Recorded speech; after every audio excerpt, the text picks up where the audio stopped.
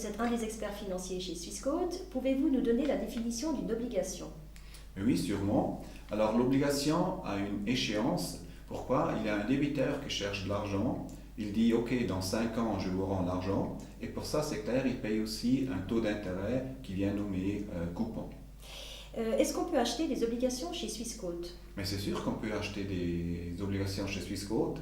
Il y a plus de 10 000 obligations dans 90 pays divers et dans 25 monnaies.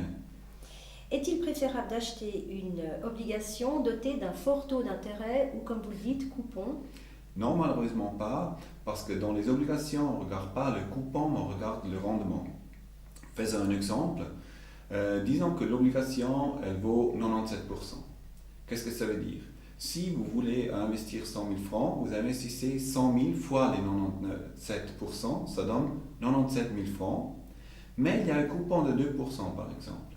Et l'échéance est de 3 années. Qu'est-ce que ça veut dire? Tous les années, vous recevrez les 2% du coupon, mais en plus, parce que dans 3 années, normalement, le débiteur vous rend les 100%, ça veut dire que de 97 à 100, vous gagnez encore les 3% dans 3 années, ça veut dire 1% par année. Ça veut dire que le rendement n'est pas seulement le coupon de 2%, mais 2% plus 1, ça veut dire le rendement est de 3%.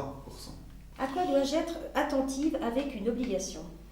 Alors vous devez bien savoir que les obligations sont traitées en pourcentage. En plus, il faut savoir que quand vous achetez une obligation, il y a aussi les taux d'intérêt courus qui sont payables. Et on entend souvent parler de crédit. Comment se protège-t-on contre ce risque?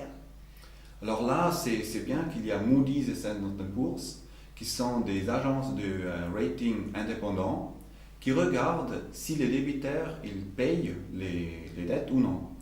Alors là, il y a les AAA par exemple, que ce sont 3A, qui est très fort, ou le C, le D, et là c'est clair, vous avez plus de rendement, mais clairement, là c'est possible que peut-être le débiteur ne va pas vous rendre l'argent. Eh bien, Vincenzo Zina, merci pour la clarté de vos propos. Merci à vous.